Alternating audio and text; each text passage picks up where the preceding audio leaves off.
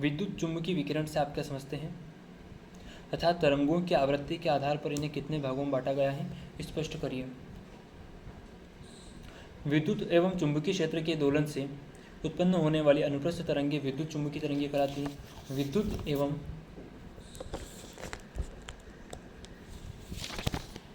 एवं चुंबकीय क्षेत्र के दोलन से उत्पन्न होने वाली अनुप्रस्थ तरंगें विद्युत चुंबकीय तरंगें कहलाती हैं। इनकी विशेषताएं क्या होती हैं, देखते हैं। इन्हें संचरण हेतु किसी माध्यम की आवश्यकता नहीं होती तथा यह निर्वात में भी संचरण कर सकती हैं।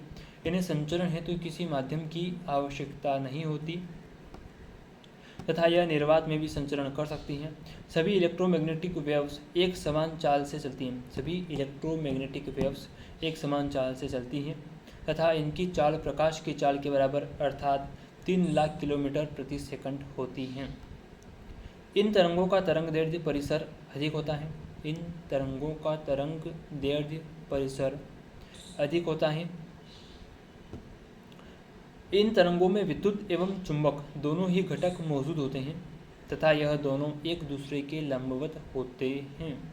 इन तरंगों में विद्युत एवं चुंबक दोनों ही घटक मौजूद होते हैं।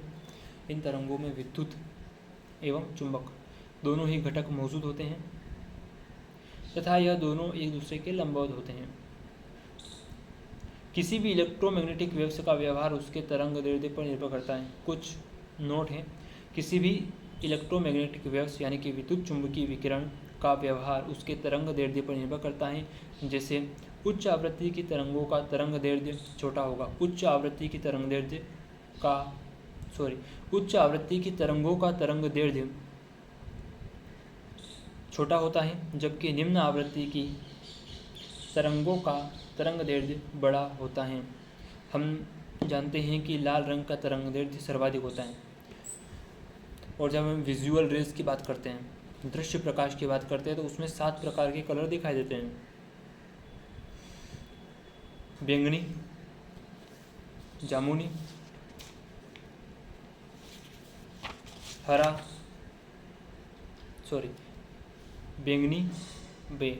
जामुनी, नीला, हरा, पीला, नारंगी और लाल। तो बेजानी ह पी नाला, तो आखिरी में जो लाल आ रहा है, लाल रंग का तरंगदैर्ध्य सर्वाधिक होगा। और अगर तरंगदैर्ध्य सर्वाधिक है तो आवृत्ति कम होगी। यानी कि अगर ये 5 ही कलर है, लेकिन मान लेते हैं 2 और बीच में हैं, 7 कलर हैं। ये लाल रंग है, ये बैंगनी रंग है। तो अगर बैंगनी रंग की आवृत्ति हमेशा ज़्यादा ही होती है, अगर नहीं होती ही है, आवृत्ति ज़्यादा होगी, तो लेमड़ा अर्थात तरंगदैर्ध्य का मान कम होगा।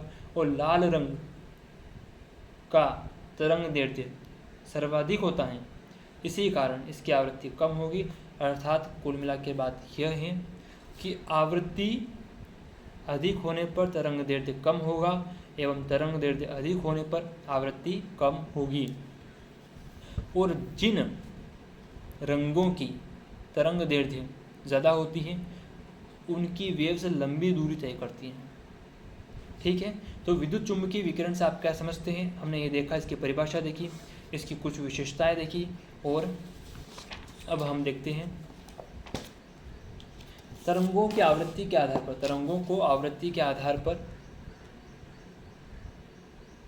इलेक्ट्रोमैग्नेटिक वेव्स को 7 भागों में बांटा गया। कितने भागों में? 7। कौन कौन सी? गामा किरण, X rays, UV rays, visible तरंगें यानी कि दृश्य किरणें, दृश्य प्रकाश भी हम इसे कहते हैं, इंफ्रारेड यानी कि अवरक्त किरणें, माइक्रोवेव यानी कि सूक्ष्म तरंगें, और रेडियो वेव जिनकी खोज मार्कोनी द्वारा की गई थी। इनको इस प्रकार से समझा जा सकता है।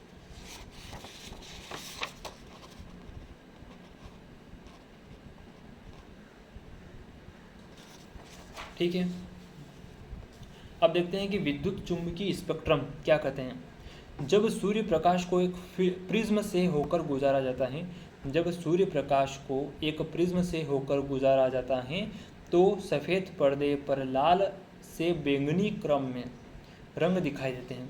हमने पहले ही कहा है बेजानी हपी नाला, ये दृश्य प्रकाश की ही बात हो रही है। तो जब सूर्य प्रकाश को एक प्रिज्म से होकर गुजारा जाता है तो सफ़ेद पर्दे पर लाल से बैंगनी क्रम में रंग दिखाई देते हैं, अर्थात विभिन्न, अब परिभाषा कैसी होगी, तो विभिन्न रंगों का क्रमिक क्रम से विभिन्न रंगों का क्रमिक क्रम विद्युत चुंबकीय स्पेक्ट्रम कहलाता है। विद्युत चुंबकीय स्पेक्ट्रम कहलाता है। विभिन्न रंगों का क्रमिक क्रम विद्युत चुंबकीय स्पेक्ट्रम कहलाता है। इसकी परिभाषा हो गई है। समझाने के लिए पहले बोल दिया था। हमारी आंख 256 प्रकार के रंगों को देख सकती है। कितने? 256 प्रकार के रंगों को देख सकती है, आवर आइज। ठीक है। क्वेश्चन हमने पहले बता दिया था कि विद्युत चुंबकीय विकिरण से आप क्या समझते हैं, परिभाषा हमने शुरू में देख ली। उसके बाद तरंगों की आवृत्ति के आधार पर इन्हें कितने भागों में बांटा गया है, तो 7 भागों में बांटा गया है। हमने विद्युत चुंबकीय विकिरणों की विशेषता को भी देख लिया।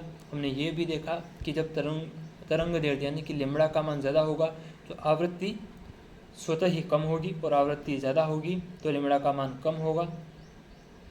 इसके साथ ही हमने चित्र के माध्यम से भी बता दिया है।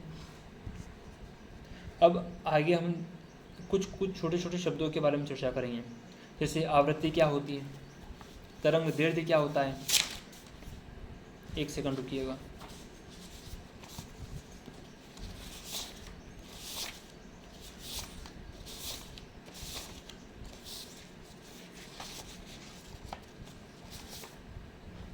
आयाम किसे कहते हैं, आवर्त काल किसे कहते हैं, तरंग का वेव क्या होता है, इन सारी चीज़ों के बारे में हम अगली वीडियो में चर्चा करेंगे। धन्यवाद।